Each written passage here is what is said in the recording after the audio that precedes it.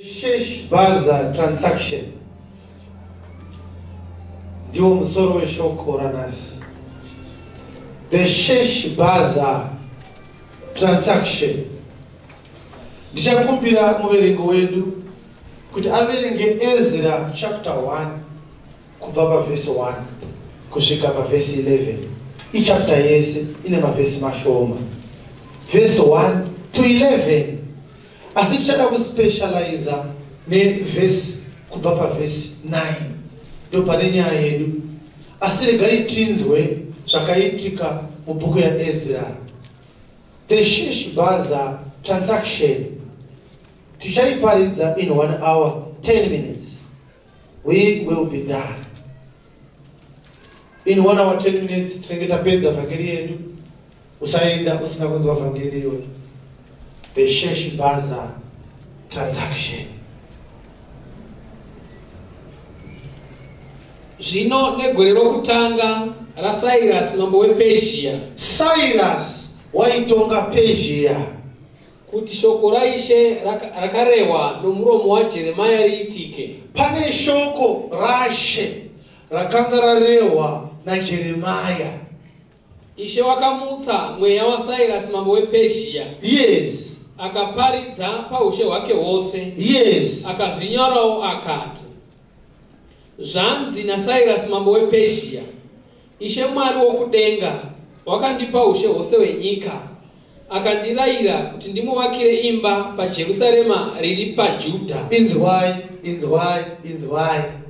Zvikanzi Ishe Mwari wokudenga, He has given me all the kingdoms of the earth. Ndopa unotanga kuona kuti inenge yakuda kuti iongororwe. Nekuti Cyrus waitonga Persia. Asi uchitonga Persia kudaro unodeclare kuti the Lord God of heaven has given me all the kingdoms of the earth. KuPersia kuna Mwari anonamatwa mupenyu kwete. Saka Cyrus mazwi ako unoataura sei? Unotaura mazwi aya nekuda kwei? Mazwi ako wawana kupi? Zvikanzi wandirayira kuti ndivakire Mwari wokudenga imba paJerusarema iri muJudha. Yes.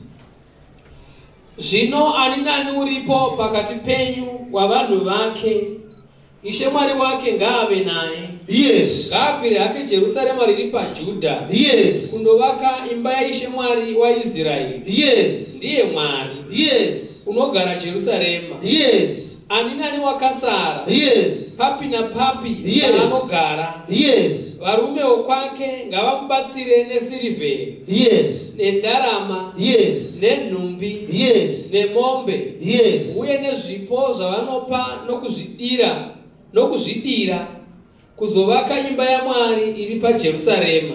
Imbomira imakadaro. Jeremiah chapter 26 verse 6. Nekuti panzi pane shoko rakanga rarehwa naJeremia. Ndoratira kuti timboona shoko iroro riri kutaurwa nemunyori webhuku yaEzra kuti zvakaitika zvakanga zvichizadzisa shoko rakanga rarehwa naJeremia. Verengai tinzwe. Zvino ndichaita imba ino ive seShiro. Neguta rino ndichariita chinhu chinotukwa namarudzi ose enyika. Yes. Vaprista navaprofita navanhu vose vakanzwa Jeremia. Yes. Achitaura mashoko amba mashe. Zvino Jeremia vakati apedza kutaura zvose zvaakanga arayirwa naShe kuti audze vanhu vose, vaprista navaprofita navanhu vose vakamubata vachiti, zvirokwazvo uchafa iwe. Mazvita. Saka Jeremia wakatobatwa achinzi nhasi tinoita sei zvedu? Tinokuuraya. Matauriro ako Jeremia haana kunaka.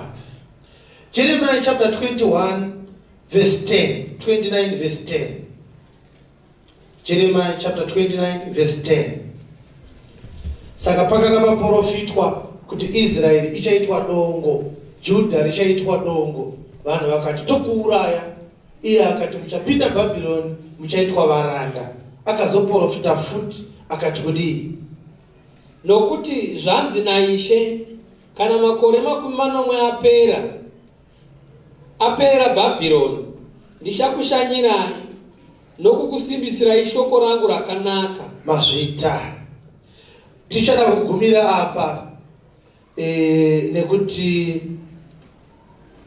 enda verse 14 toda kunjenga verse 11 kusvika pa 13 nekuti ndo paya pakanzi for I know the thoughts that I think toward you. Saka ndaandisoda kuti nditore nguva ndichitsanangura kuti vanhu vakatora mavhesi aya vakamhanya nawo, asi Jeremiah achitaura pamusoro pekuti my thoughts toward you I know them, the thoughts of peace and not of evil, to give you an expected end. Akataura Jeremiah kuna Israeli kuti kana apedza kuitwa dongo achazopuwa magumo akanaka. Saka haana kunzi achapuwa an expected beginning, akanga achinzi an expected end, nekuti mavambo acho anga ari ekunyadziswa, ekuiswa pauranda weBhabhironi, ekuitwa dongo. Saka Mwari ari kuti kana zvapera ndichazokupa magumo akanaka, mafungiro angu akanaka, ivopinda muBhabhironi uitwe muranda, ndozokupa magumo ane tariro. Saka isusu tinonzwa vanhu vachingononokora verse 11, hanzi my thoughts are good, I have not thoughts to do you evil but to give you peace and an expected end. Izvausuda kutanga wapinda muBhabhironi uri kungonokorera ipapa. Saka kurasika ikoko ngatichane nako verse 14. Ndichawanikwa nemi, yes, ndizvo zvinotaura Ishe. yes, ndichakudzosai pakutapwa kwenyu, yes, nokukuunganidzai kumarudzi ose, yes, nokunzvimbo dzose yes, kwandakanga ndakakudzingirai, yes, ndizvo zvinotaura Ishe. yes. Ndichakudzoseraizve kunzvimbo kwandakanga ndakakutapisai. Mazvita. Saka kunyora kwa Ezra, achinyora bhuku yaEzra, unenge achirifeya kuna Jeremiah. Tinotiverengo takamira togara manje. Vanhu vari kudzoka kuJudha kwavakambotorwa vachitapwa vachipinda Bhabhironi. Saka munyori ari kuti negore rekubata ushe kwaCyrus mambo wePezhia, kuti zviitike zvakanga zvarehwa naJeremiah, ndobva taona Jeremiah achiprofita kupinda kwavo muBhabhironi pachapter 26, ndobva taona Jeremiah achiprofita kubuda kwavo muBhabhironi pachapter 29 yaJeremiah. Zviri kunzwika? Haleluya. Ukaitarisa zvakanaka uchaona kuti bhuku yaEzra yakabatana nebhuku yaSecond Chronicles, ende paSecond Chronicles ichipera pakatsanangurwa kuti Cyrus zvaakaita pachapter yaEzra iyi ndo zvakataurwa futi pabhuku yaChronicles, achitsanangura paverse 20 yaSecond Chronicles 36 anoti iye, and them that had escaped from the sword carried he away to Babylon, where there were servants to him and his sons until the reign of the kingdom of Persia, to fulfill the word of the Lord by the mouth of Jeremiah, until the land had enjoyed her Sabbaths. For as long as she lay desolate, she kept the Sabbath, to fulfill 70 years. Now in the first year of Cyrus, king of Persia, that the word of the Lord spoken by the mouth of Jeremiah might be accomplished, the Lord stirred up the spirit of Cyrus, king of Persia, that he made a proclamation throughout all his kingdom, and put it also in writing, saying, thus said Cyrus, king of Persia, all the kingdoms of the earth hath the Lord God of heaven given me, and he hath charged me to build him a house in Jerusalem, which is in Judah. Who is there among you of all his people? The Lord is his God, be with him, and let him go up. Saka inyaya yakataurwa zvakanaka ikatotaurwa mubhuku yaChronicles zvakanaka. But Ezra anoda kutiparidzira nyaya the Sheshbazzar transaction. Hallelujah. Cyrus ndimambo wePersia, ari kuti madzimambo ese neushe hwese hwepanyika ndewangu. Zvichireva kuti wega uri muEthiopia, uri muKansas, uri muZambia, Zimbabwe, uri pasi paCyrus. Cyrus anoti vanhu vese ndakavapiwa naMwari, asi ndiri kuda kuvaka itemberi yaMwari wokuJerusarema kuJudha. Ina handigare kuJudha ikoko uye handikunamate Mwari iyeye, but ndafunga kumuvakira temberi iyoyo. Cyrus uda kuvaka sei? Zvikanzi ayo inzwai varume, kana paine munhu waMwari wokuJerusarema ngaende hake ndomavakira andinoda kuita. Iye haasi kuenda, ari kuda kuti vanhu vanoita belong to the God of Judah vadzokere kuna Mwari wavo. Ini ndiri kusara asi ndinoda kuivaka ndisiko ikoko. Imimi vanhu vaMwari, kana uri munhu waMwari wokuJudha enda kuJudha. Yes. Ipapo vakuru vedzimba dzamadzibaba aJudha naBhenjamini vakazvigadzira. Muri kuona Judha naBhenjamini kuti dzanga dzava nyika mbiri, Samaria neIsraeri yanga ine the 10 tribes of Israel. Apa vari kudiwa vanhu vekuJudha ndokune Jerusarema. Saka paya pakasplita Israeri kwakasara Judha neBhenjamini ichitongwa neverudzi rwaDhavhidhi. Saka ndo vakaita sei? Ipapo vakuru vedzimba dzamadzibaba aJudha naBhenjamini vakazvigadzira navaprista navaRevhi. Ivo vose vakanga vamutswa mweya yavo naMwari. Vanhu vakasimuka manje havasi vanhu vese, kwakasimuka vakanga vamutswa mweya yavo naMwari. Kusimuka kuti uende kuJudha, so hausimuke wega. Unotomutswa mweya wako naMwari wofamba kuti uende kuJudha. Wega ungofuma kuti ndakutenda kunyepa. Panotodiwa vakamutswa moyo naMwari. Shamwari. Yes. Kundovaka imba yaIshe yakanga iri paJerusarema. Chavaifambira kunovaka imba yaMwari yakambenge iri paJerusarema. Yes. Uye vose vakanga vakavapoteredza. Yes. Vakasimbisa maoko avo nemidziyo yesirivheri. Vese vakavapoteredza zvikanzi simbiswa maoko iwe, so mudziyo yesirivheri, mudziyo yendarama. Vakanga vachiona vari kutama, vari kupeka, vari kuenda, vamutswa mweya yavo naMwari, vakuda kuenda. Vavakidzani vavo vakavapa zvipo, endai munovaka imba yaMwari wenyu, isu tinosara hatimude Mwari yeye, haana kutimutsa moyo. Yes. Nendarama, nenhumbi, nemombe, nezvinhu zvinokosha, pamwe chete nezvose zvavakavapa nomwoyo yavo. Yes. Naiye mambo Cyrus wakabudisa midziyo yeimba yaShe yakanga yatorwa paJerusarema naNebhukadhinezari. Iyo midziyo yekutorwa naNebhukadhinezari, Cyrus akaibuditsa mvunge akati ngaidzokere kunyika kwayo.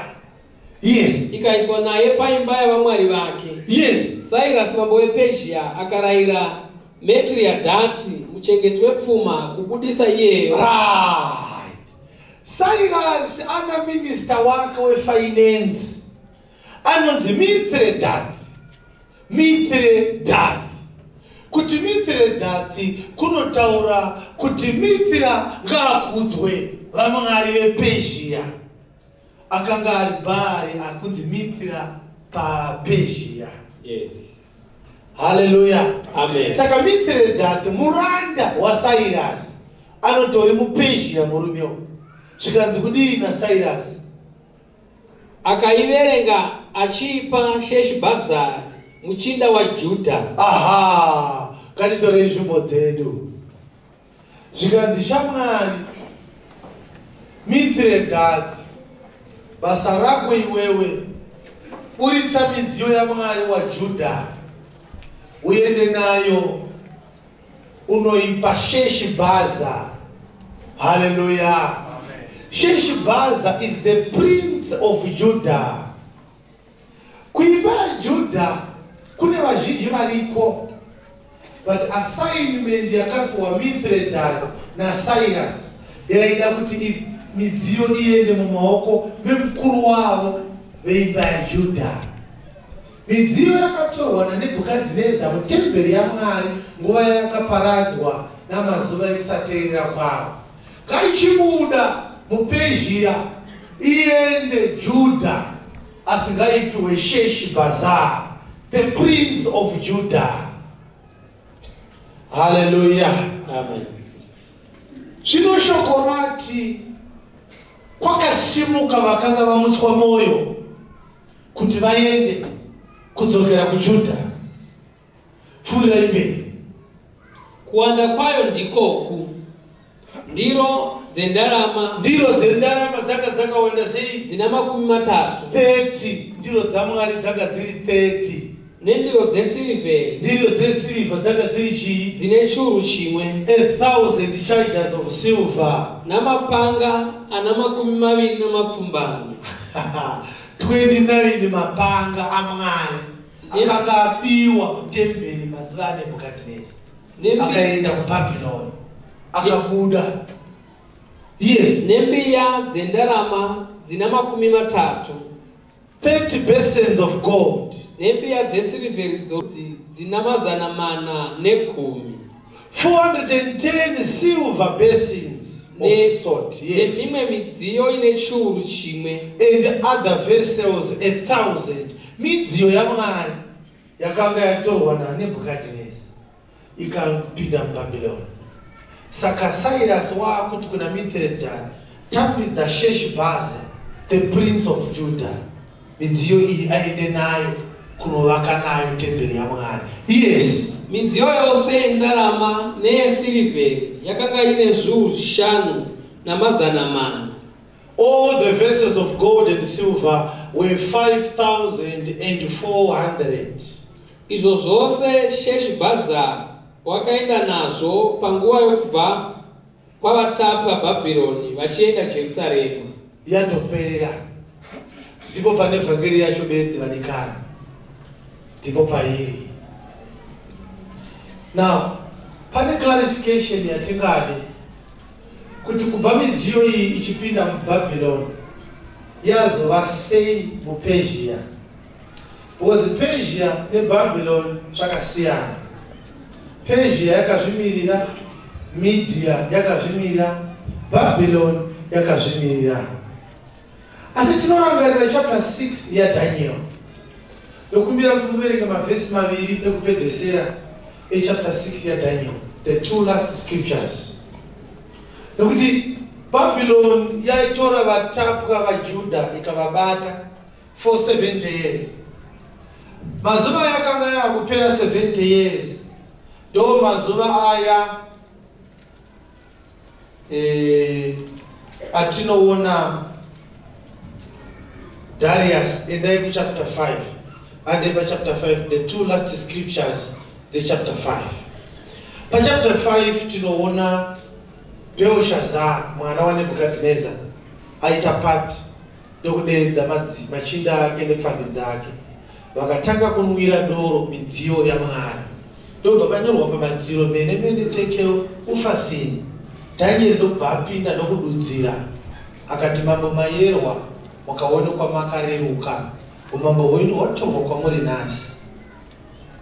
Right.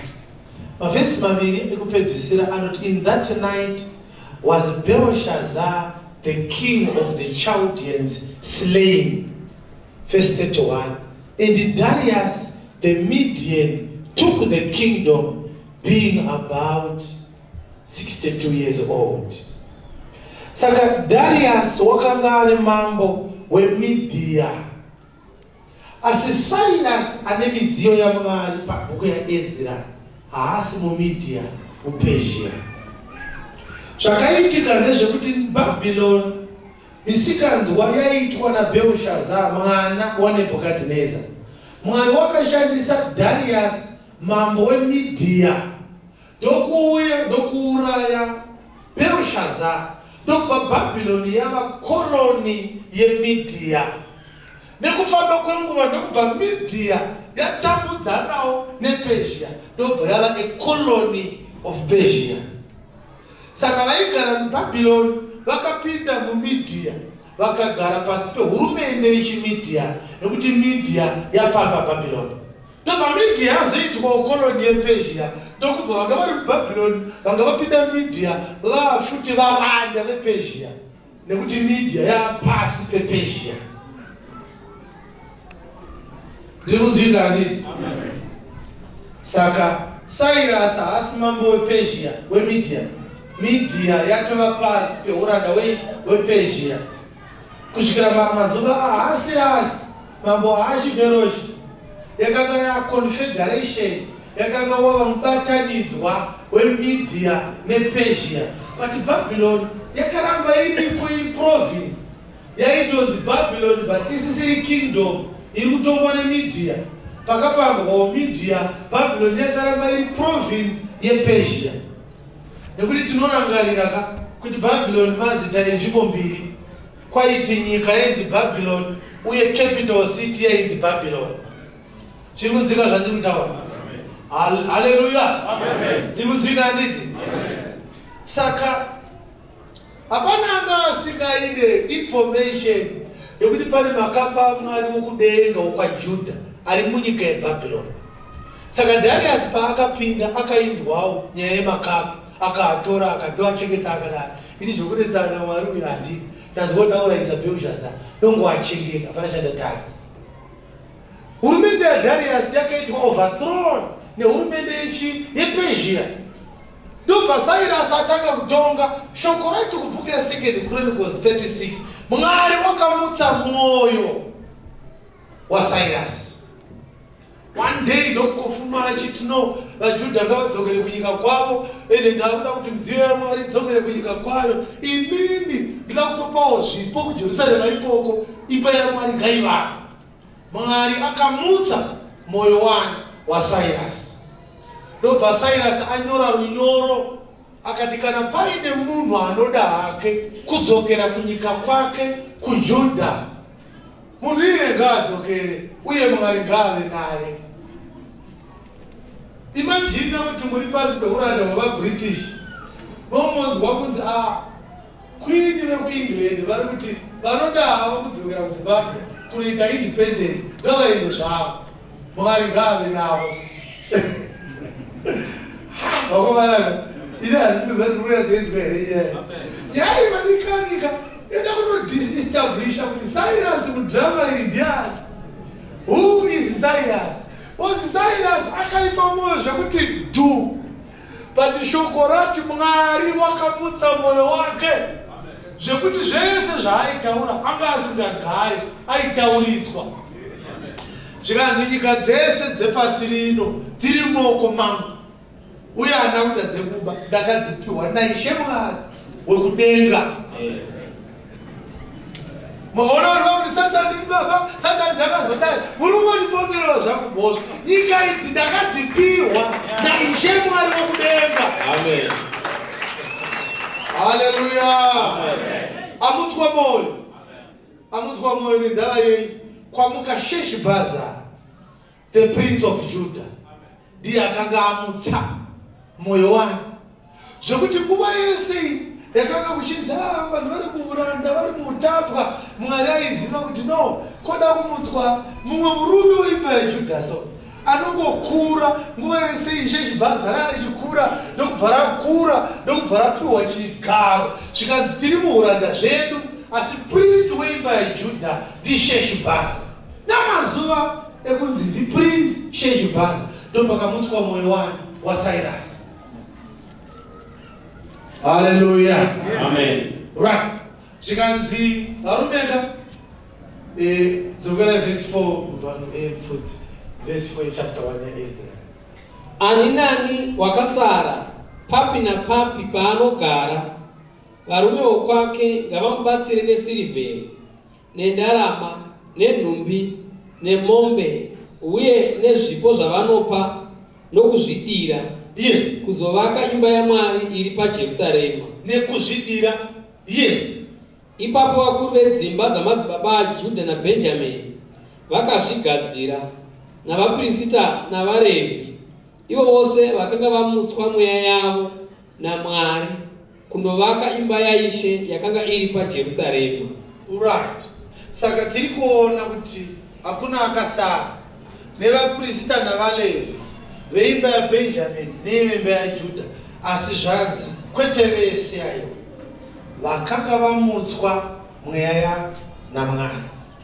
Ndo vakati zveuranda hwemuPersia bodo isu toenda ende havana kubuda vachinzvenga vachitiza vakatobuda paiswa royal decree yakanga ine executive order yapresident Cyrus. Buda imuyeni. Saka muri kuona here kuti kubuda kwevanhu havasi kubuda because Cyrus wapa chirevo chekuti vabude. Because Cyrus achipa chirevo paida willingness yekuti munhu ati tinoda hangu kuita sei kubuda. Zvino shoko robva rati havana kubuda nekuti vaida, vakabuda nekuti vakanga vamutswa mwoyo naMwari. Zvichireva kuti kana paina akabuda muPezhia akaenda kuJudha haana kuita nekuda, haana kuita choice, asi mwoyo wake wakamutswa kuti aende. Zviri kudzika zvandiri kuparidza panapa.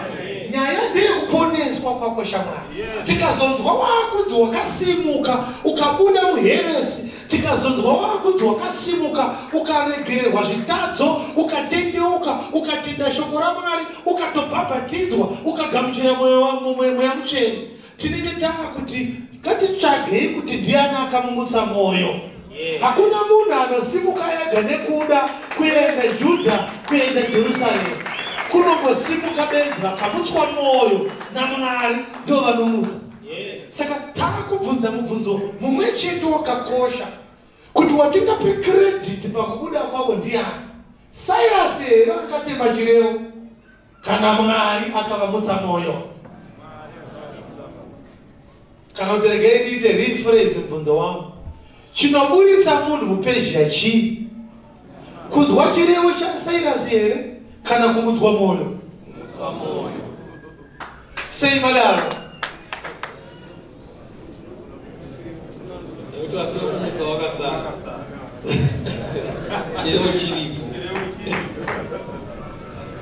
Muna kuti gusa atari hatisi kuifanira. Hamusati vati my satisfactory answer.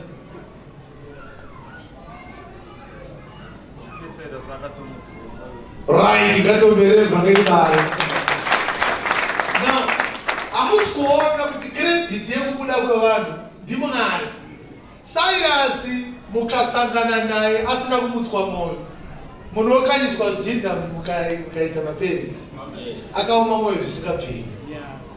Zviri kunzwika? Uye Cyrus haana kubata chamboko akati budai muende by force. Chinongori chirevo chaakatema akati anoda hake. Saka kuti anoda hake kunosiya munhu aine choice. Ndinoda here kana kuti handini, ndinoda here kana kuti handini. Now, hamusi kunzwisa njira yatine nepanapa kuti mharidzo imbiri. Pane mharidzo yezvakaitwa naMwari, zvakanyorwa naEzira, kuzoita mharidzo yaMambo Cyrus. Mharidzo yaMambo Cyrus inoti anoda hake ngaende sei? Ngaende.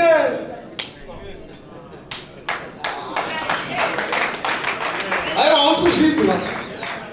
Saka uri kuona here kuti nyaya yekuponeswa kune vanoti munhu anochuza. I have decided to follow Jesus. Kana uchida hako kuponeswa, uya usarudze Jesu kuti ave mambo namuponesi wako. Imharidzo yaCyrus here. Cyrus haasi kuenda kuJudha. Amen. Yes. Cyrus haasi kutambana eka. Cyrus munodzungaira nayo vhangeri yake mukaitenda. Cyrus haana vhangeri rinoburitsa vanhu muPezhia. Cyrus ane vhangeri yekungoudza vanhu kuti pane zvaitika paari. Akataura kuti Cyrus chaiye kuti varume havo ngavaende. Akatanga kudaro rini. Something must have happened to Cyrus. So mharidzo yaCyrus kungoti vanhu vazive kuti God is in charge of his faculties. Mweya waCyrus ukutokontrolewawo naMwari. Inzwai speech yake ndakapuwa makingdoms ese naishe Mwari wokudenga. Ndida kunovaka temberi yaMwari wokuJudha. Handiswere. Saka unovaka sei usina kuenda? Tikanzi ndani kune muno. Ivi mendei munovaka. Tichakupai zvipo munovaka ikoko. Nyamba pari kuti handisi kuenda, vanoda havo endai.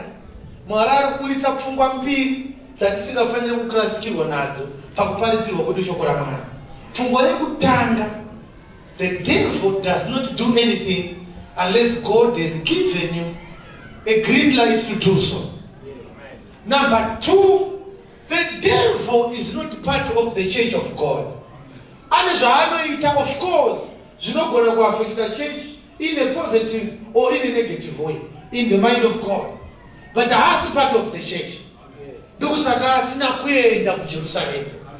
Chirikunzika zvandiri kutaura. Now kana tichiti Cyrus haana kuenda, tiri kuparidza Satani kuti haana chake chinofanira kuwanikwa muchechi yaJesu. Because kuJudha kuJerusalem kwakaenda vaJudha nevaBenjamini, haana kuenda Cyrus. Tikamudzwa kuti ngodikidiki Cyrus muri kuJerusalem. Tiri kuenda vaino muchingotaura zvaCyrus imi. Maakupa mbiri kuna Cyrus kuti ndiye akakutenderai kubuda. Muri kukanganwa kuti vakauya kuno vakamutswa mwoyo naMwari. Zvokuti mari idzo dzatinadzo dziri kuparidza more pamusoro paCyrus than they are preaching about Jesus. Yes. Because whenever the men of God, the so-called men of God, stand in the pulpits, they will tell you kuti Satan akaita chakati kwauri, Satan akaita chakati kwauri. Saka takudeliver kubva muruoko rwaSatani. Saka sermon iri kusiya munhu aine more information yezvaakaitirwa naSatani. Instead yekuti munhu akune muchechi aine more information yezvaakaitirwa naJesu. Satani akabata mari yako, Satani akabata murume wako, Satani ari kukonzeresa madzikirira, Satani ndiye ari kukuroya. Saka inyaya yaSatani, mavhangeri ndeyaSatani, vhangeri ndeyaCyrus. Chino Cyrus akati umambo hwese ndakahupiwa, asi vanoda havo kuenda kuJudha ngavaende sei? Ngavaende. Amen. Zvichireva kuti only those that were going to Judah, he was no longer going to be in control of their affairs. Yes. But all other kingdoms, they were under the charge of Cyrus. In other words, masangano ese ndakapuwa naIshe Mwari ndangu ndiri kuparidzwa imomo. Kunze kweJudha bedzi, kunze kweNew Testament bedzi. Iyoyo ndiyo yandiri kuti vanoda havo kuenda vamutswa naMwari mwoyo. Endai! Amen. Munotongwa naSheshibhaza imokoko, ine handichatonga kana vabuda. Maakuda kuiswa mumaoko maSheshibhaza, the prince of Judah. Nyamba Sheshibhaza ndiKristu Jesu. Hallelujah. Sheshibhaza ndiKristu Jesu. Nguva yese vamuri kuti Nebukadneza akabata midziyo yaMwari yamoko maBherushaza akuinwira doro, hondo midziyo yaMwari yatorwa naDarius. Pane chinhu chakamirwa naMwari kuda kunzi kumuke the prince of Judah. Amen. Ndiye anonzi ano shamwari wewe unochengeta pfuma yangu uri papa zvikandiri panapa zvikandiri shamwari ende unopa verekerana naSheshibhaza midziyo yaMwari umupe Mithredath. Saka Mithredath ndiye anga ine key dzemakapa aMwari. Can you imagine?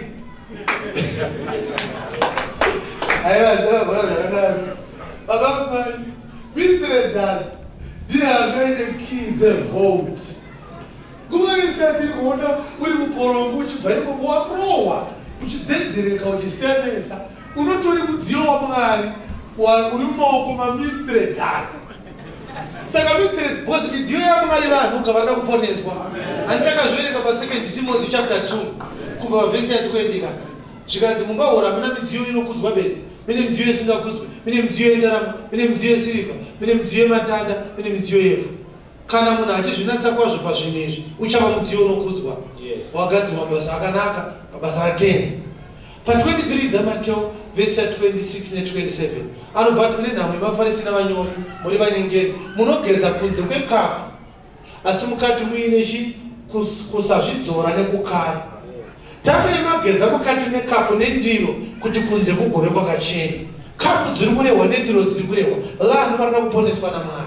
Ndo vakazadzwa heresi, ndo vakazadzwa chivi naSatani mazuva aNebhukadhineza. Saka kubva mazuva aNebhukadhineza vanhu vese vari kusaidhu kuti iBhabhironi, iMedia, iPersia hazvina basa. Everybody ari kuitonga, they all represent the devil because ndiye ari in charge of ma-affairs ezvinoitwa nevanhu kana vasiri mumaoko maMwari. Zviri kunzwika zvandiri kutaura? But inokwana nguva inokundwa Satani paCalvary naJesu Kristu. Kukundwa kwaSatani ndokuri kunzi the Lord stirred mweya waCyrus. Kutanga rini Cyrus wokuPersia achitendera vaJudha kuti vawane runyararo, rusununguko, vawane rugare rwokudzokera kunyika kwavo vanonamata Mwari wavo. Kutanga rini zvikanzi Mwari wakanga akodzoka mweya waCyrus. Mweya waCyrus wakakodzokwa rini? NdiJesu arembera paKalvari, ndokubva Satani akundwa, ndokubva zvanzi anoda ake kuenda ngaachienda. Satani wanga akakubatai haasisina simba kune veimba yaJudha.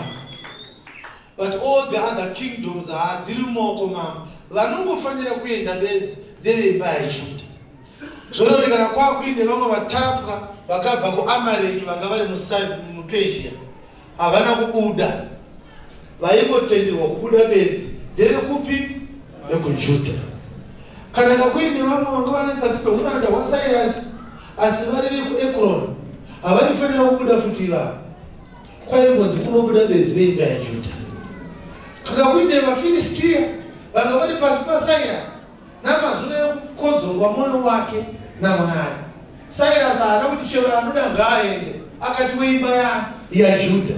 Saka Satani aine vanhu vaakabata, umambo hwese huri panyika panapa huri mumaoko make, ende akaupiwa naIshe Mwari wokudenga. Make no mistake about it. Amen. But aine simba upon all the kingdoms of the earth.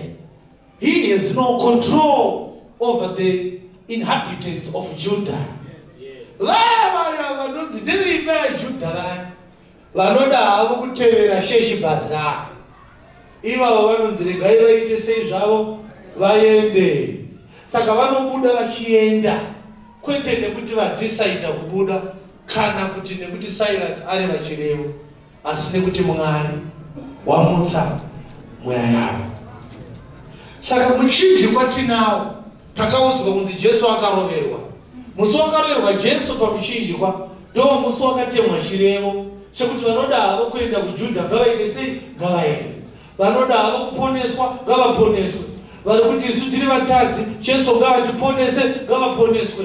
But yataurwa kudaro salvation ichitonzi Mwari wakada nyika nekudaro wakapa mwanakomana akanga ari mumwe chete kuti ani kana ani anotenda arege kufa awane upenyu husingaperi. Iri kunzi ani kana ani ndo iri kutaurwa naCyrus panapa. Ani kana ani anoda hake ngaaende. Zvikanzi zvino hakusi kuzobuda ani kana ani, kune imwe process inonzi kumutswa moyo. Yes. Makamutswa moyo here kuuya kwauri kuitawo hausati watendeuka kaini, uri kungouya kuzonzwa chirevo. Pastor Baloo, chirevo chine chikudeedzerwa every day. Kana paina anoda hake kudzokera Judha ngaadzokere. Chirevo chiri kuita sei? Chiri kudeedzerwa. Cyrus akaita sei zvake akamutswa moyo, zvinongoreva kuti akakundwa naMwari. He is no longer doing what he wants to do. Yeah. He is now under the control of God. He cannot have any other choice but to let the children of God to go, to fulfill Jeremiah 29, the prophecy of God through the prophet Jeremiah. Amen. But even when Jesu akatifira zigomba zeJeriko zavo tazvinzwa kuti Jesu akafira vanhu. Mubvunzo ndewekuti ndavanani vachabuda muPersia vachienda kuJudha? Ndo pane nyaya ipapo mugomba. Nyaya haisi yekuti Jesu akafira vanhu, nyaya haisi yekuti tiri kuparidza shoko rechokwadi. Nyaya ndeyekuti chirevo kana machinzwa vangani vachabuda. Zvikanzi vakamutswa moyo. Amen. Ombere Jesu maoko. Kuri kubuda vakaenda sei? Vakamutswa moyo. With all them whose spirit God had raised. Uruone here kuti pane secret ipa. Reshonarati kumutswa moyo. Patokana sitarisa vhesi kai. Haisi kutora kumutswa. The spirit yevanhu yakaitwa raised. Resurrection ikairunarwa hapa. Resurrection irunarwa hapa. Hapana kunzi whose flesh God raised.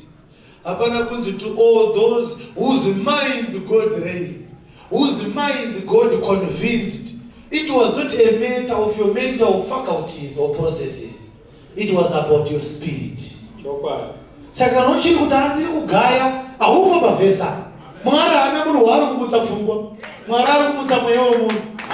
Kana wanzwa shoko chaMwari ukamutswa moyo haumbofunga unototi mandinonokera ndakuda kuenda kuJudha nevanhu ndinononoka sei ndinosara sei.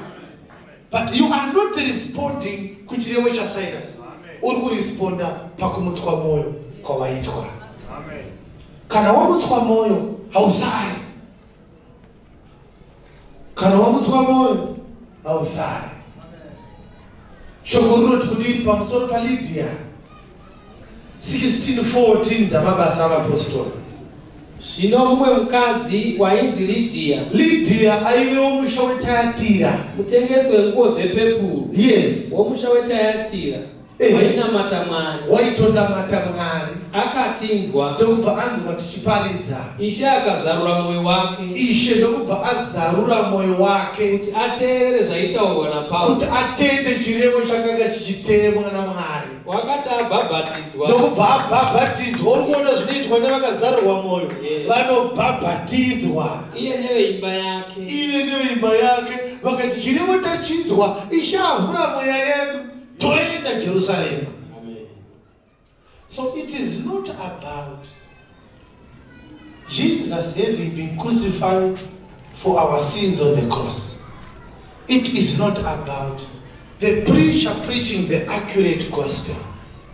It's about those whose spirits God is going to raise. Amen. Kunenge tikaliparidza nemuto wakanaka zvakadii, vachabuda muPezhia vachienda kuJerusarema, vanongori vakamutswa mwoyo bedzi. Vanongori vakaita sei? Vakamutswa mwoyo. Zvino pakumutswa mwoyo manje ndopane nyaya, nekuti kunogona kusimuka vasina kumutswa mwoyo vakatotoendawo. Imi mugoona kuuya kwavo mukati vamutswa mwoyo, munozoona hunhu kuti akamutswa mwoyo hadai.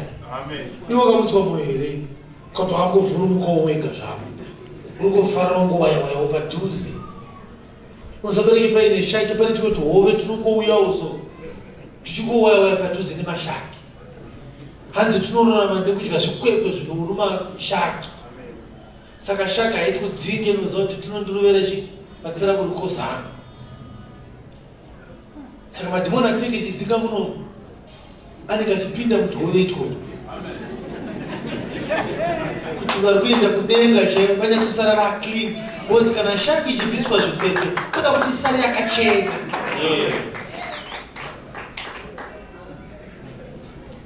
Maitiro akwayo wakamutswa mwoyo here iwe, wakamutswa mweya wako here iwe, Ishe akavhura mwoyo wako here iwe. Zvino hainetsi kana ukati ndakauya kuJerusarema, Ishe akavhura mwoyo wangu, Ishe akamutsa mweya wangu, tinokubvunza kuti wakauya sei? Ukasataura bedzi zita rokuti Sheshi Bazaar, toti uri kunyema. Ndozi vanhu varibuda vakaiswa mumaoko maSheshi Bazaar. Amen. Saka makasvika sei kuJerusarema? Haleluya. Amen. Makasvika sei kuJerusarema mukoma? Zvandakaita tainumwazikaite taizvoona kuti vakarasika, saka takazongouyawo zvangu. Hainini baba shoko taitoziva kudhara. Toti hauna kumutswa mweya iwe uchiri mubishi. Kana wakumutswa mweya hautaure kuti shoko waiziva kudhara. Nekuti hakuna akafa anoziva kuti mochari yaari ndeyechipatara chii. Ndiri kunzwika? But pane pamusati maona tati inonzi the Sheshi Bazaar transaction inei paverse 8. Saka ndiri kunzwa maungira mandiri so kuti kune vanhu vatambudzika, vamwe vachaenda kumasangano avo, vamwe vari kungoenda mhuri dzangu chatoswera kupa tichiitei, but mavari muri kuti munoMupezhia hamusi kugarika mhani, chii chiri kunetsa? Havasati vanzwa chirevo uye havasati vamutswa mweya yavo. kune vanhu vakamira shoko ratiri kuparidzani zvokuti one day richiridzwa mumwe akafona na 3 am akati muri kupi ndendatokuoneka nanhasi chaizvibvira ndikati kwadoka ndikati iyoyi zvikadzi hapana nokutaurira kuti shoko rakanaka. Haleluya, haleluya. Hati zvii hati hapana chandira kutaura ndakutaura kuti shoko rakanaka ndiri kutojabva izvi zvandisi kuzwa zvakanaka ndakuti kuedze ndichiteerera muchokocho ndichatozorora natimanehomo shoko ranga riri kundimekoresa mamuri kupi makahwanda neshoko rakadai ndikati handakuhwanda ndomawira arinoita chirevo chinotozotemwa vanhu vatamura vari pasi peuranda. ndichitoro pasi paurando kusvikira kwasimukani Sheshbazzar, the prince of Judah. Yes, verse 8. Cyrus mambo wePersia akarayira Mithridathi muchengeti wepfuma kubudisa iyeyo akaiverenga achipa Sheshbazzar muchinda waJudha. Aha. Saka ndoda kuti ayasatira zvakadaro. Sheshbazzar vakirawo muchengetani anga asingazivi kuti midziyo iyi ichaitiswa chii. Saka midziyo inofunga payakatorwa kuMidhia yabvatorwa Babhironi yamunzi vhanei Mithridathi chengeta chi Makia. Zvekuti akaita mistake yekubaka na 1 akatengesa Mithridathi ndomusi waaiona kushata kwaCyrus. Bosi mukaverenga zvakanaka pakanzi even those did Cyrus king of Persia bring forth by the hand of Mithridath their treasurer and numbered them unto Sheshbazzar. Yes. Zvoreva kuti haana kungounganidzwa mazikapu aMwari nemazituro nemabhaseni nemapanga zvikanzi ndizvozvo zvinhu zvaMwari izvo. Pakaverengerana one by one. Amen. Hauna kuzvidzwa. Hauna kuzvidzwa. Vakatarisana so pachinyorerano zvikanzi pane rimwe banga so rine mazino handisi kuriona naSheshbazzar zvikanzi Mithridathi rege ndidzokere ndinotarisa zvikanzi ranga radorwa kuseri kweimwe ndeiwana zvikanzi naSheshbazzar pane chimwe chibheseni so chimwe chibheseni chakati kurei handisi kuchiona. Mithridathi akati rega ndidzokere. Hapana akanyorwa mubhuku yeupenyu asiri kuzoponeswa shaka. Hapana kana mumwe chete. Izvezvi ndikakubvunza kuti wakabva kupi wewe hautatomboziva kuti pagomo wakasvika sei uri chimwe chikapu changa chashayikwa so chikamira Sheshbazzar pane chandisiri kuona. Haleluya. Hapana kana mumwe chete achiri kuzoponeswa kune vakanyorwa mubhuku yeupenyu nekuti Mithridathi haadzi kuita midziyo yangu apa anonzi ngativerekera nei one by one. Mumwe izvo zvari kwamurehwa kune chibhambuza hoteo ari kurasika ariko. But Sheshbazzar hasati apedza. Hapamira asati apedza chamani. Unonzwa kuchinzi ivhangeri yeushe ichaparidzirwa unto the world for a witness unto all nations and then the end shall come. Kuti Jesu auye hunge naviringwa ikakwana midziyo yaMwari. Ndikutsvika here panapa. Hakuna akanyorwa mubhuku yeupenyu asiri kuzopirwa kuna Sheshbazzar. Kristu anoziva midziyo yake. Unonzwa achiti ndini mupfudzi akanaka ndinoziva makwai angu dzanguva dzinonzwa izwi rangu. Hazvina mhosva wakanyura muheresi yakadii kana yanguva ichirevo midziyo ichaverengerwa Sheshbazzar. Kuverengerwa soshamwari. Ndakanakirwa nevhangeri ndikati ndokusaka Satani zviri kumunetsa kuti vhangeri tichaimisa sei. Yes.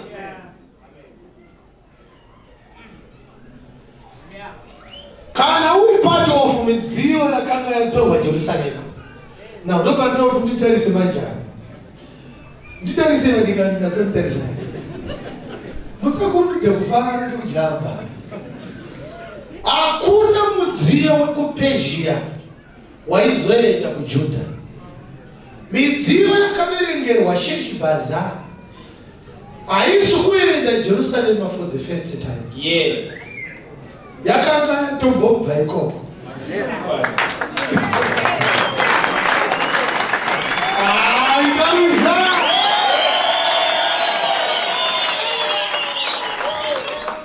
Ukaona tichitenda shoko raMwari so takagara tazikanwa shamwari, takatemberwa kare mubhuku yeupenyu tirimo. Saka uri kuona hatinetsenge kwechi chijopi chekupezhia. Ngatizimuke vakagara chijopi chekupezhia.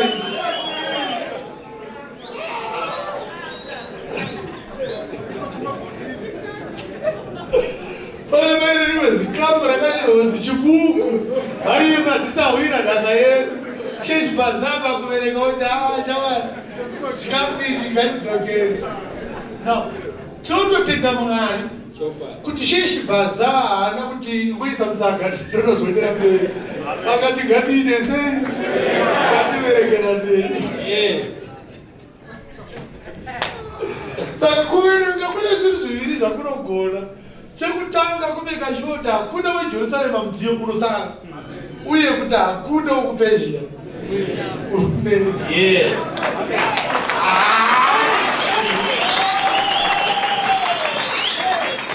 Chinzwa manje payakaita bhakeri yake. Unoona here kuti Sheshibhaza ndi Prince of Judah. Anoziva murayiro yaMwari, unotya Mwari.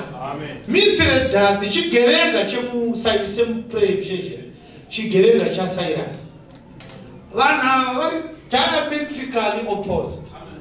Havawirirane, havanzwanane, mumwe nemumwe muvengi wemumwe. But vari muvengi wemumwe nemumwe vanosangana voita zvokuverengerana. Saka uri kuona here futi kuti Mithredathi unoshandira Cyrus. Saka ndiri kuitika pa ndiri kuti Cyrus atobuda munyaya pana Mithredathi nani naSheshibhaza. Saka ndi Kristu ari panyika na Antikristu manje.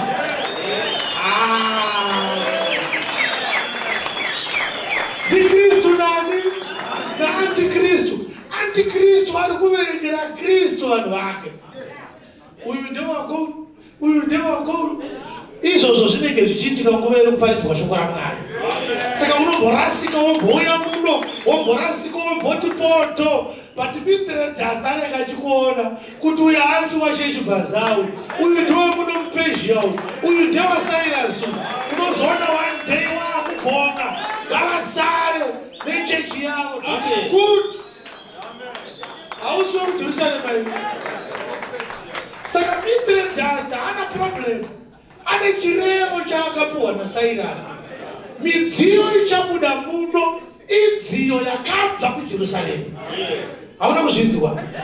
Cyrus achirayira Mithredathi akati kana paine kapu ichabuda munyika muno, ndoda kunzwa kuti kapu iyo yakatoita zvokupinda muno. Kwete yakagadzirirwa muno, yakagadzirirwa muno ndinotsara muno ndeye muno. Kapu dzangu. Ndichaverenga kapu dzangu Mithre kana wapedza kudhila naSheshibhaza. Ndichazoita audit yangu. Ndine dzanguwo kapu dzandoda kusara nadzo. Kapu dzinoenda benzi kuJerusarema. Amen. Shamwari yodhaka. Panoita zvekuverengeranwa. Hallelujah. John chapter 10 verse 1. Tichaverenga mavhesi matatu tichida kunyatsoziva pamusoro pekuti Kristu haana kana mumwe chete akanyorwa mubhuku yeupenyu waari kuzorasikirwa naye. Yes. Zvirokwazvo ndinoti kwamuri. Yes. Usingapindi nepamukova mudanga ramakwai. Yes. Asi unokwira nokumwe imbavha negororo. Yes. Asi unopinda nomukova ndiye mufudzi wamakwai. Yes. Murindi womukova unomuzarurira iri. Yes. Makwai anonzwa inzwi rake. Verse 11. Ndini mufudzi wakanaka. Yes. Mufudzi wakanaka unorashira makwai ake upenyu hwake. Yes. Muranda usati uri mufudzi wamakwai, makwai asati ari ake, unoti kana achiona bere richiuya unosiya makwai ndokutiza, bere rinoabvuta nokuaparadza. Uruona here kuti vana Jeremiah nana Daniel ndiye muranda ari kutaurwa. Vachiona kuti vanhu vaKristu vakuenda kuBhabhironi havana kudefenda ichechi kuti isapinde Babylon. Yes. Vakatopinda ona ivo. Amen. Amen. Vari vaprofita vaMwari. Yes. Vakapinda muBhabhironi. Yes. Yes. Unotiza zvaari muranda, haane hanya namakwai. Yes. Ndiri mufudzi wakanaka. Yes. Ndinoziva makwai angu, namakwai angu anondiziva ini. Manzwa acho. Yes. Ndini mufudzi wakanaka, ndinoziva makwai angu, uye makwai angu anondiziva ini. Yes. John chapter 10 iyoyo, verse 27. Makwai angu anonzwa inzwi rangu. Yes. Neni ndinoaziva. Yes. Uye anonditevera. Yes. Ndinoapa upenyu husingaperi. Yes. Haangafi nokusingaperi. Yes. Uye hakuna munhu ungaabvuta muruoko rwangu. Handina gwai randinotorerwa. Yes. Mazvinzwere vadikani. Amen. Handina gwai randinoita sei? Randinotorerwa. Randinotorerwa. Indava. Zvandakapiwa nababa vangu zvikuru kune zvose. Hakuna munhu ungaabvuta muruoko rwababa vangu. John chapter 17 toda kunyatsoona nyaya yekuti ichokwadi here kuti hakuna anotora makwai aKristu. Yes. John chapter 17 verse number 11. Ini handisiri munyika. Yes. Asi ivo vari munyika. Yes. Ini ndinouya kwamuri. Yes. Baba vatsvene, muvachengete muzita renyu. Chengetai vanhu ava muzita renyu. Amakandipa. Yes. Kuti vave vamwe sesu. Yes. Ndichiri navo, ini daivachengeta muzita renyu ramakandipa. Ndakavarinda, hapana mumwe wavo wakarashika. Asi mwanakomana wokurashwa kuti rugwaro ruitike. Mazvinzwa. Yes. Amen. Handina kana kurasikirwa nehwani. Kunze kweson of perdition angaine gwaro rake ndo raakarasikirwa naro, ndo raakarasika nekuda kwaro. Haleluya. Amen. Na nyaya yekuti Sheshibhaza naMithredath vakanzi itai hand over take over, verengeranani. Iwe Sheshibhaza uri kuona here kuti hapana kutsvagwa munyowani kunyaya dzemidziyo yaMwari. Pakatsvagwa Sheshibhaza anga ari prince of Judah. Ndiye akanzi ndiye achadhila nani naMithre. Mithre akapiwa chiwenga. Pane dzimwe kapu dzaMwari dzinosara pezhi. Amen. Nekuti pane dzimwe kapu dzaMwari dzisingazivikanwi nachiwenga, dzinozivikanwa naSheshibhaza. Kristu ndiye anonyatsoziva vari mubhuku yeupenyu. Amen. Haleluya. Tiri kudzika here panapa. Saka Sheshibhaza achiitwa hand over makapu aMwari aiziva ese. He was the prince of Judah. Aiziva kuti panodiwa chitafura yechingwa chekuratidzira. What about the 7 golden lampstands? What about the brazen altar? What about the brazen laver? What about the altar of incense? What about the mercy seat? Aibvunza achiti makapu aMwari handisi kuaona zvakanaka, pane chimwe chijombi chandisiri kuona. Mithre oti ndiri kudzoka. Sheshibhaza oti Cyrus ariko. Amen. Cyrus ari kuvava ari kuti ndipe zvenze. Mithre oti ndokupa hatimbozvide zvimakapu zvako, ibva wabuda nazvo uende. Yes. Saka Kristu ndiye akanga ariko kubva pakutanga. Ndiye akanyora bhuku yeupenyu. Yes. Iwe ukashungurudzika, dai mai vangu vatendeuka, dai mukadzi wangu anamata, dai mukoma wangu ari kuSouth Africa atenda shoko irori. Shamwari uri kuzvinetsa, nyaya idzi dzinoda Sheshibhaza. Amen. Nyaya idzi dzinoda Kristu shamwari. Iwewe hauzvizive zvawakutanga.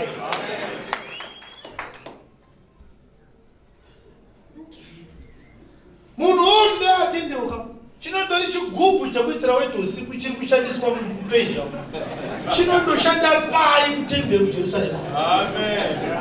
Kuti uidzire weti idzodzo kuJerusarema kuchokwadi.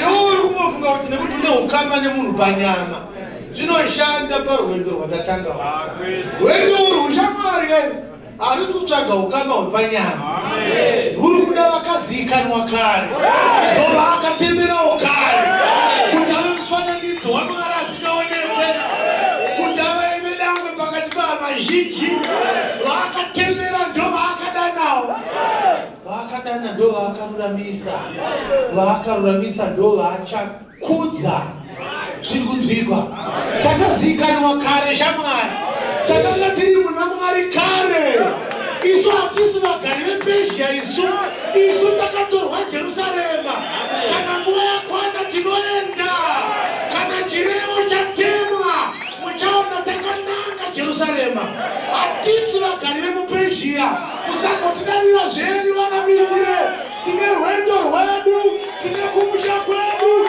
tine chechi yedu tine urongwa hwedu watakarongerwa kare nyika isati yavambwa musandirangaridza mazuva angu ekusaziva mazuva angu ekupezhia musandirangaridza mazuva angu andaita umbavha mazuva angu ekupezhia musandirangaridza mazuva angu andaita zvezvibhakera mazuva angu ekupezhia nguva yangu yakwana ndakuenda jerusarema itarusha rokutenda mwanasibosi kune vanhu vanoda kukurangaridza mazuva amwe ekupezhia hanzi waibhoni wadoro hanzi waive chidhakwa hanzi waive tsotsi hanzi waive mbavha hanzi waive pfambi kutaurire mazuva ekupezhia iwayo isu takabuda pezhia takuenda jerusarema. When a man is in Christ, he is a new creation. All things are passed away, and behold, all things are becoming new. Hakuna ngasiko kupezhia kungoti takanzwa chirevo tikazobuda imi makasara zvenyu muri vamimbira isu tiri vasheshi bhazara tiri kunzwika here panapa zvinoshamwari pane nyaya iripo ndeyekuti pane ukama hunofanira kuvapo pakati pemidziyo yamwari nasheshi bhazara ungagone kunzwa chirevo ungagone kunzwa kuti mithiri anzi aite handover but ukagonana nasheshi bhazara uchasara madhonga achikuma kana waserious kuti unoda kubuda mupezhia wotonzwanana nasheshi bhazara kana waserious kuti unoda kuponeswa wotoita hold on tight unto the doctrine of Christ because there is no other way out of Persia. Unomubuda bedzi muri mumaoko asheshi bhazara. Hakuna kapu irikuda kudhanaira yega kuenda kuJerusarema. Hakuna kapu inoti ini ndichazvifambira kuenda kuJerusarema. Chirevo chaSairas kana paine mudziyo uchabuda muPersia unoiswa mumaoko asheshi bhazara. Zvino zvamakaitwa vanawo makandiwa hakuna chirevo chaSairas chemidziyo ino maoko nezvigevenga zvekwaJudha parikudiwa the Prince of Judah parikudiwa Jesus the Son of the Most High God. Mudziyo wese uchabuda muPersia unosvika Jerusarema uri muruoko rwaSheshi Bhazara. Hallelujah. I give your name by high five. Umuti pano pana Sheshi Bhazara pano. Tiri kuenda kuJerusarema. Hallelujah, hallelujah. Vangeli yakanaka shamwari. Idzwa unzwe. Sairas haana kungoti budai muende. Akaziva kuti kunoitwa makumba neungororombe kuJerusarema ikoko. Zvikanzi kana muri munobuda ngatiwiranei kuti muri kunovaka imba yaMwari. Yes.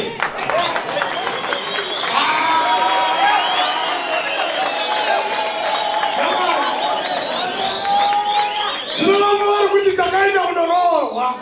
Zvino hakuna chirevo chekuenda kunoroorwa. Chirevo ndechekunonamata. Chirevo ndechekunovakwa kwemuviri washe kusvikira pakuzara kwechiyero chaKristu. Uri kutinzwere papa. Haleluya. Chirevo ndechekuvakwa kwako unovaka temberi yaMwari. Haana kuti ndiye munorima fodya. Amen.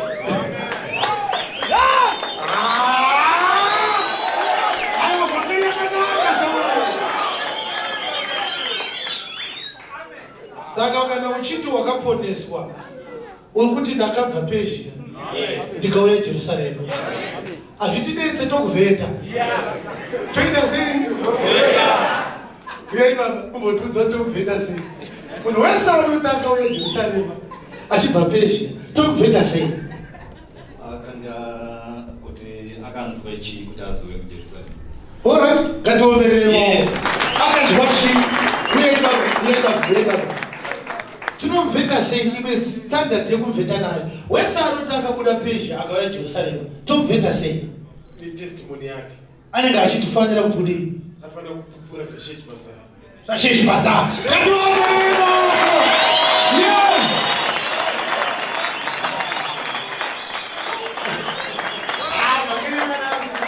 Anofanira kutaura zvani? Sasheshi basa. Kwete zvabisire dani. Bisire dani anenge head over. Anenge kretine echitatu. Yes. Yena. Ukangoti beto wakaponeswa uri kuti wakabva Persia ukauya Jerusalema tomuvheta sei? Kuti ari kuwaka here imba yaShe muJerusalema. Vakauya kuzodini? Saka ukavanzwa sokuti vaunoti havachiri Persia. Maridzo yavo ndiye muPersia. Vakorewa nemuzepete yekuPersia. Vakufukidzira kuti vari kupi? kuJerusalema. KuJerusalema kuti uuye unofanira kutanga wataura zvokumutswa mwoyo. Kuti ndakati sikazvizive kuti ndogona kudzoka kuJerusalema. Uye kuti takabva uchitabva kuJerusalema ndati sikazvizive. Unopupura kuti takanga takavharirwa mukabati yaSairas kusvikira mazuva aSheshibhaza. Unofanira kupupura kuti takauya kuzovakwa kuti tive imba yaMwari. Makauya kuzodii Jerusalema kuzovaka temberi yaMwari. Ndochinewo ichocho. Vari kutiita imara haana kubhobha yaPersia. Tiri kutsika here panapa. Regai ndipedzese ndichiti makorokoto kana aripo anga asati aponeswa ari mumba muno munhasi. Nekuti wanzwa zvese zviri zvitatu kuti munhu anoponeswa sei. Haaponeswe nechirevo chaSairas, anoponeswa nekumutswa mwoyo nekumutswa mweya naMwari. Number 2, unofanira kuziva kuti uri mudziyo waMwari wakatenga ubhenge uri kupi? kuJerusalema. Muplani yaMwari wanga wagara wakatenderwa ruponeso. Saka kana wangonzwa benzi kuti kwamuka Sheshibhaza wakutopinda mumaoko maSheshibhaza wakufamba nevamwe muchidzoka Jerusalema. Chechitatu unoziva chinangwa chekuponeswa chacho. Ndiri kuuya kuzovakwa ndive kereke yaMwari, ndizive mwanakomana, ndiwaniswa upenyu usingaperi. Haleluya, haleluya. Tikakutevera kuJerusalema tichada kunzwa nhau dzenyu. Tikakuona maakutamba chabuta yamaimbotamba kuPersia toti komakatambura sei midziyo yaSairas? Isu takanzwa kuti midziyo yakangouya kuno ndeyeJerusalema. Njuka dzamakuita idzi ndedzePersia kaika. Haleluya. Toda kuona hunhu hwekuJerusalema. Kana waponeswa rarama semunhu akaponeswa. Kana waponeswa rarama uchitya Mwari. Kana waponeswa rekedza mabasa ekusarurama. Kana waponeswa dzidza kutaura chokwadi. Kana waponeswa mwoyo wako ngaubve muzvinhu zvenyika. Spend more time in the word of God. Amen. Aikona kuti takabva Persia iwe ine chikepisi chakanzi ganja legalize. Iyambidze kuPersia kadzauina. Kuwakabva nadzo seiko kuPersia. Iruso. Thank you, Jesus. Atibve Persia toga tinotoda Sheshibhaza. Imi ndimi Sheshibhaza wedu. Makaverengerwa midziyo yose. Hakuna mudziyo waMwari uchasara Persia. nekuti imi munotiziva. Makwai enyu munoaziva namazita avo. Uye makwai enyu anonzwa izwi renyu. Kana vhangeri renyu yaparidzwa saizvozvi, chirevo chatemwa. Uye kuti kana muine venyu, muine midziyo yenyu, muchaizarura mweya, muchasimudza mweya yavo nekuvhura mwoyo yavo, kuti vanzwe kuda kubuda, kuti vaende kuJerusarema. Havasi vanyowani veJerusarema, vakanyorwa kare mubhuku youpenyu. Tinokutendai Jesu, kudzwai nokusingaperi. Amen.